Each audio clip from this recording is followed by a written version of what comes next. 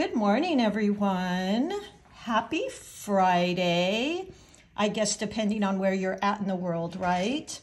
Today I'm playing with these little, I want to say they're called, well, I'm calling them periwinkles because that's what they remind me of. And I feel like they'd be a really good little filler flower, but they also make such a cute little bouquet. I mean, I would love to get these. And by the way, this is the one original I create for all my tutorials. They're $20 on Etsy and they get shipped to you. You get the swatch, the brush strokes, the original, a drawing. But if you're not in the US, probably not as practical for you. So that's why I just started creating those digitals that you can download wherever you're at in the world.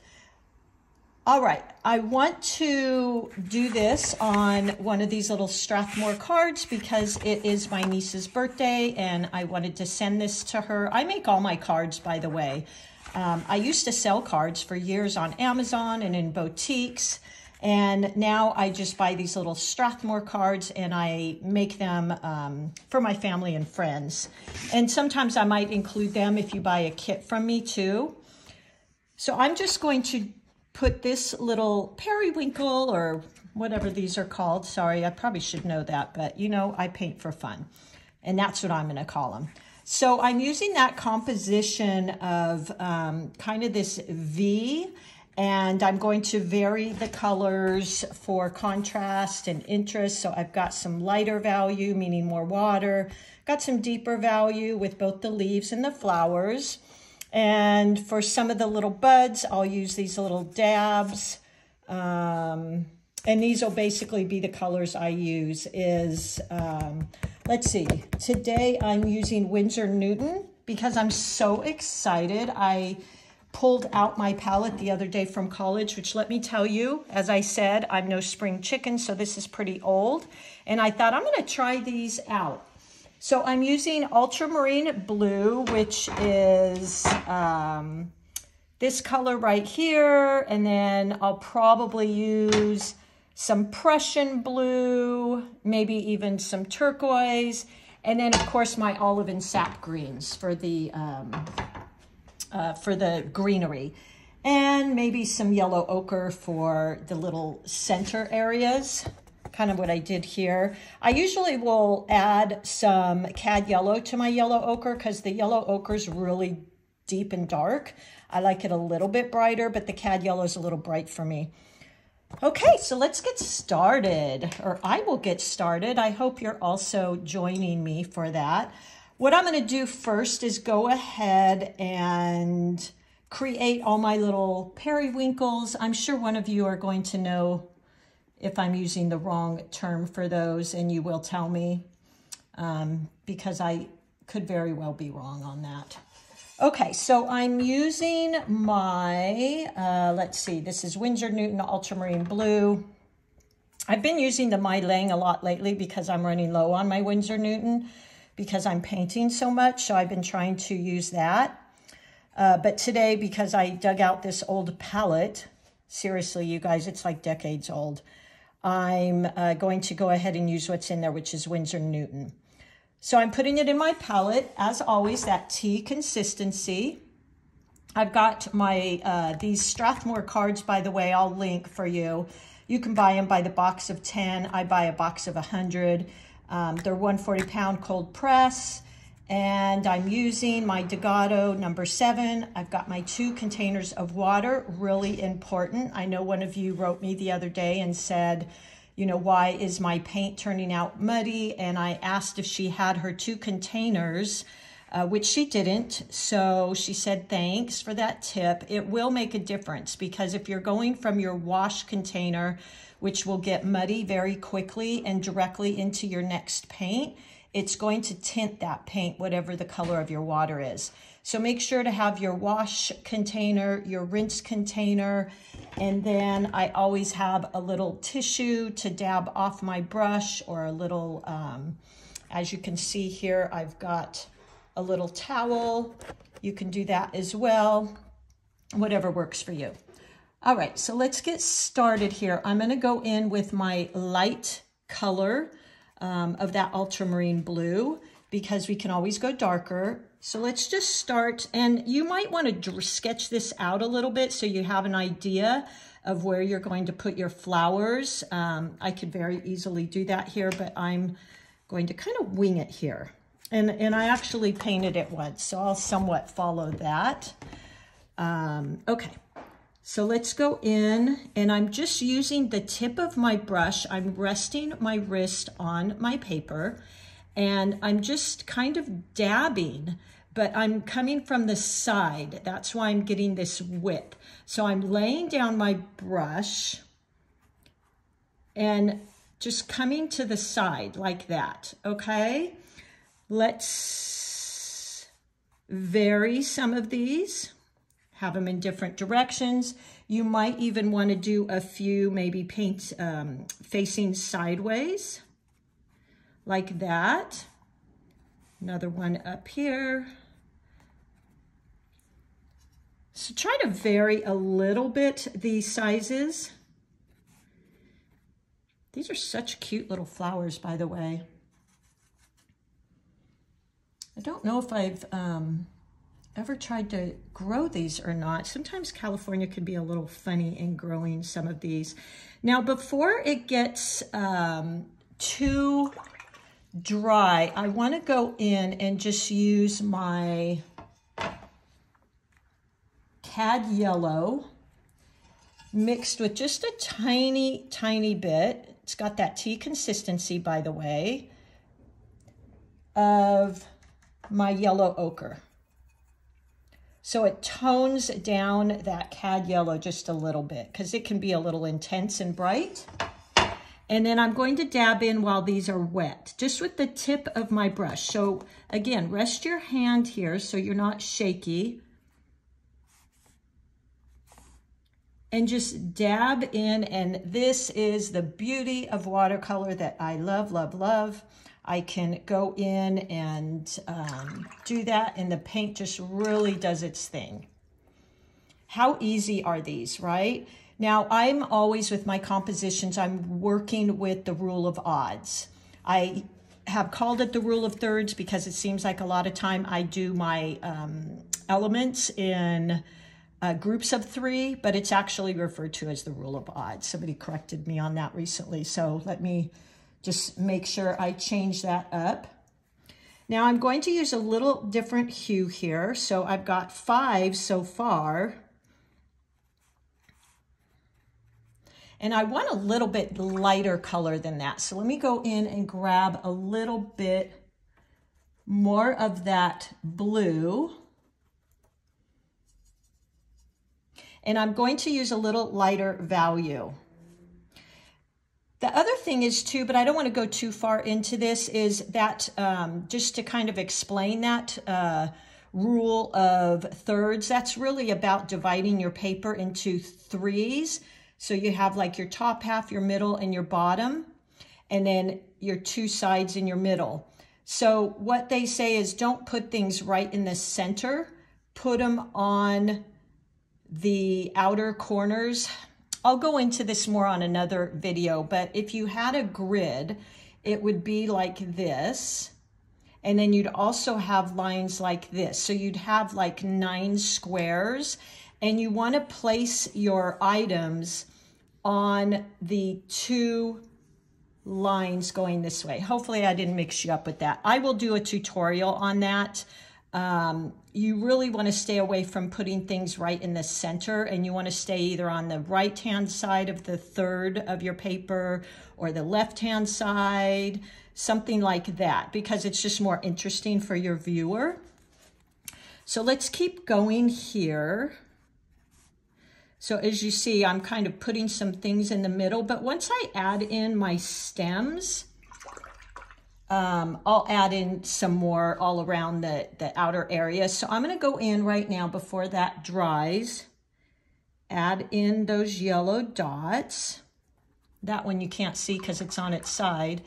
And now using the tip of my brush, I'm going to go in with my olive and my sap green and start creating some of the stems. just using the tip of my brush, so light pressure. I always love when a stem kind of curves. I think that's so cute how flowers do that. It's like they have an intention for where they want to go. So there we go. Just creating some fun little stems. And then what I want to do is I'm going to create a couple more stems coming out. I'm going to have one coming out here, and we'll put some little buds on there. Maybe add in a few leaves here. Picking up a little bit more of my paint. Now I'm working with that tea consistency here. Let me show you. So it's a little bit lighter. I always start out lighter because you can always go darker, guys. And then let's just create, maybe, we want it to branch out a little bit. So maybe a stem there. And then another one coming out here. Like that. There we go. So I think we have plenty of little stems and branches. Let's go back in now. And I actually think I might add a tiny bit of turquoise, just for fun, to these little flowers. So I've got my original, that French blue. And I'm going to add in just a tiny bit of turquoise, just to barely let it have a little different feel. What I'm going to do first is add in these little buds. And you can just, this is where you can do these little dabs. And either way, I'm going to point the tip of my brush towards, look how cute that is. Now, so you can see the difference, because I added in that turquoise. So let's do the same thing here.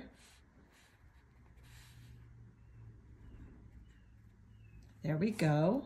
Maybe bring that down a bit. Might add in some more here, but I'll use a different value. Look how easy those are. That's why I love these. Okay, so rule of thirds, I've got 3 here, but I am going to add on a few more. Something like that. Now I'm just kind of filling in where I see I have some gaps. What I want to do is also add in very light value, meaning I've taken that blue color and added more water, so it's very faint, because that's going to give us that depth, and go in and create some more of these fun little things. Just dabbing in here and there.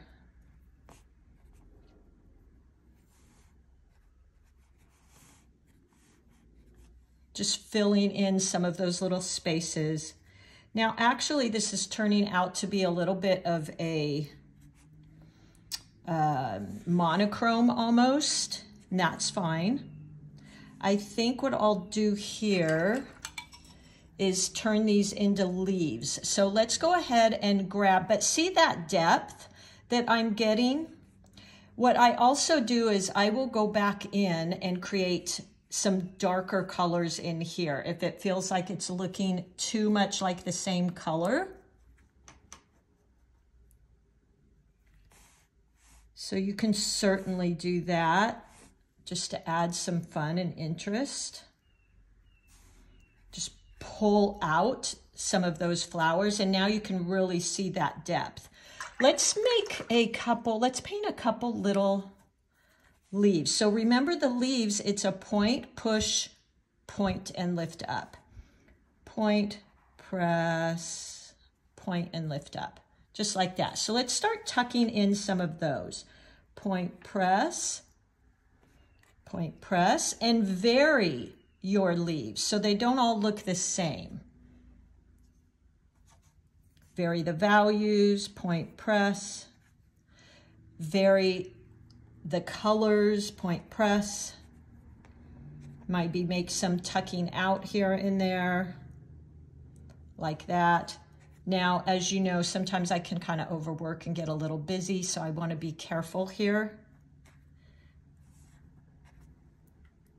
where I'm putting some of these, because I don't want to get too busy.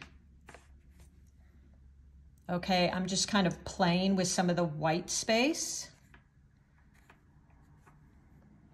So I added in a few lighter value right here. Now let's go in for a dark value so you can see how that really pulls it out. Point press, like that. Look at that. That just popped when I did that, didn't it? Point press. Look at that. Point press. That really brings it up front to your eyeballs. Point press and your viewers. So now I've kind of got this. I feel like I might need to add a little something there. Okay, I mean, don't want to overwork this too much, so I feel this is pretty much done. You could always, just for fun, add in, let's just do that. I don't always do that, but I think this could be kind of fun. Let's just add in some little splattering. And I have a little another technique for splattering for you. I've had a few of you say, I can't get the splatters. So this is a different way to do it. Now you could just use this just like it is. It's kind of simple and clean. It's all monochromatic except for a little bit of yellow, but you could add in some little splatters. So if you're having a hard time with this whole splatter thing, do it that way. Tap it on your brush. That's a really easy way to get some splatters. And I think I'm going to leave this just how it is. I think this will be a beautiful little card. I'm going to sign it. And look at how pretty that is. Just like that. I'm going to put this in an envelope. I don't have one of the, oh yes I do. The envelope's here. But I love these Strathmore envelopes. They have this little edge on them that I think is really beautiful.